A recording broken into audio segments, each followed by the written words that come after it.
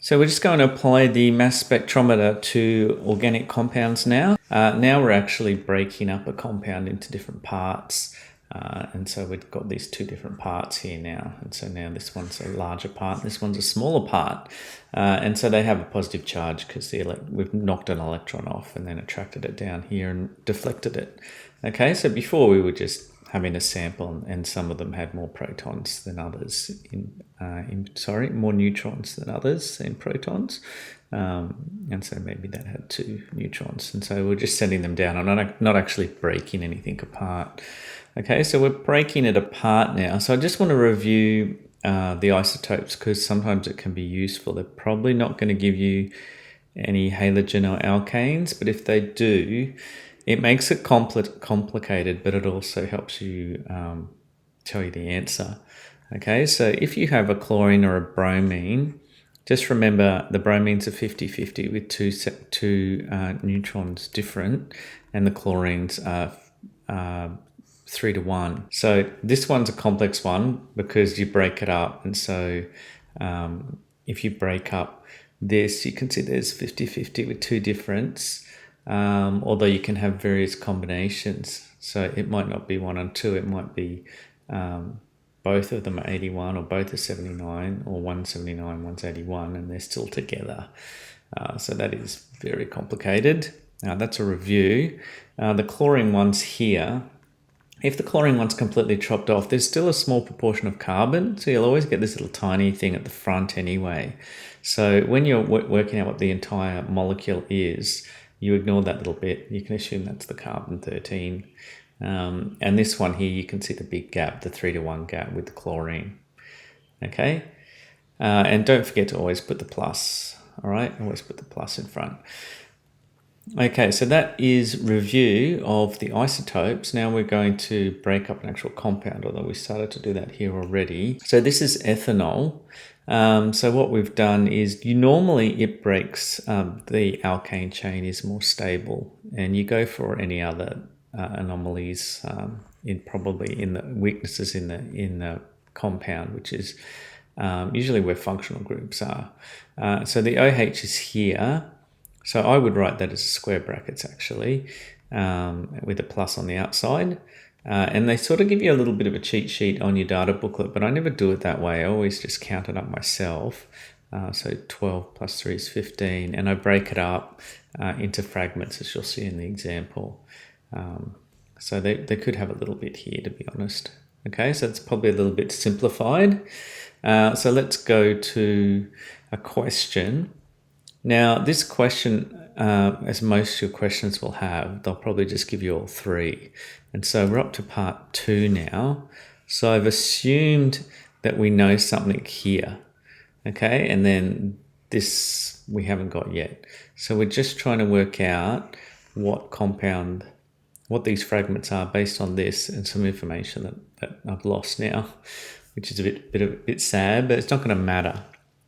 Okay, so for this question and the other one too, because we're going to do a combined one, and almost every question, I think you probably have to think quite a lot to get a question where the mass spectrograph doesn't give you all the answers. And I'm pretty sure a computer can probably work out all the answers from there too, from the fingerprint region, but that's coming up later. Okay, so this is how I answer the question. So I've got C3H6O2. I write out every single thing I can think of within your syllabus. So this one here has got a carboxylic acid here. Then I've gone for a ketone and an alcohol. And then I've gone for an aldehyde and an alcohol. And I just couldn't think of anything else. So that might be a flaw if I can't think of something else, to be honest. I was thinking of 2 alcohols, so that doesn't work. I don't have enough. I've got too many hydrogens then. So it seems like I need the double bond oxygen. I can't think of another way to put another double bond oxygen in there. I've done every combination I can think of. All right, and then I break them all up into these sections. So we've got 29, 45, 17. So it takes a little bit of time. And first I label all these out. I like it when they throw that in there because that makes sense. That's the C13 isotope. And this one would suggest to me that the hydrogens come off. Now, my only problem is I don't know why the 17s don't pop up, because all of them must have a 17, so that must be fairly stable. The 29 and 45 pops up for these two. Now, for this compound, a ketone, the 30 is just not there, and neither is 33. These are going to be major peaks, right? And they're not there. So I can pretty much write this compound off. And apparently it's just between these two, because these two match up, but they're giving different combos. So the 29 could be from here and could be from here. And based on the answer, so again, I prefer the square brackets, all right? And don't forget the plus, all right? You'll lose a mark only once. Apparently this is worth 3 marks. So that one's identified, and then the whole compound itself is identified. That's the question. So there's the answers right there. Would have put them in square brackets though. And you're not allowed to say it's this one here. So I've got to assume that the other graph, the infrared spectrum, says there's no aldehyde. It has to be a carboxylic acid. That's how you knew it wasn't that. They don't seem to go to this level, to be honest, because they don't do it in the other question or any other, that the alcohols don't give off their hydrogens, whereas this is a weak acid, and this is going to give off its hydrogen all the time. And so for that reason, I think the 73 has to be this compound, because there's a huge amount of this hydrogen loss, which is completely normal, and these two other compounds wouldn't do it. So we're done, just from the mass spectrum. And I don't need to go and do that. This is quite complicated, and this one's not so complicated. It's almost useless, to be honest. But, you know, it's question 1 and 3. There's marks for it. So you have to talk about it and have to say how it backs up your mass spectrum.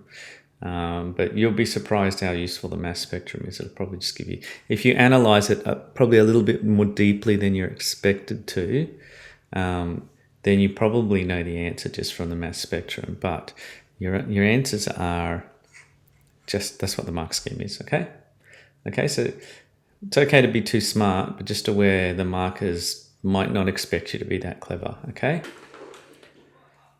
Just need to add a postscript in here, because they've sort of added radicals and then not added radicals, and then said that these were neutral fragments that were coming down, and not like charged fragments that are coming down.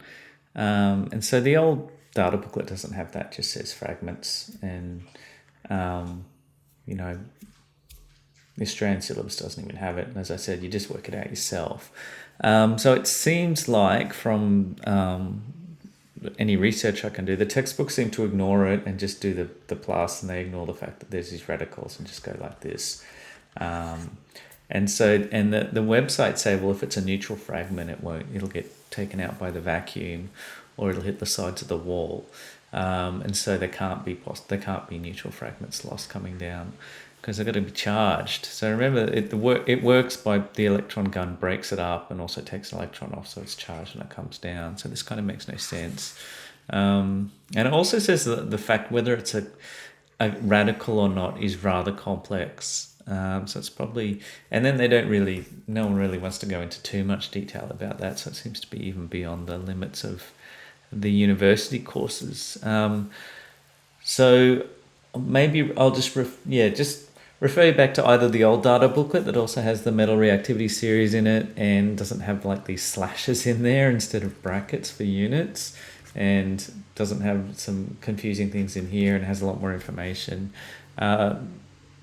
I'd like to just grab the old data booklet, but I'm going to avoid making that available in case you start using it, because you've got to have the new one in the test. And so I don't want you to get confused or realize that there's something there that's not there.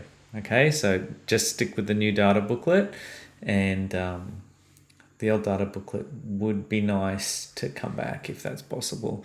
There's a lot more information in there, which means that the students can be asked much deeper thinking questions and application questions too, and less memorization. So thicker data booklets always better. Okay, so just be aware of that. I'm just going to assume that's a mistake. Okay,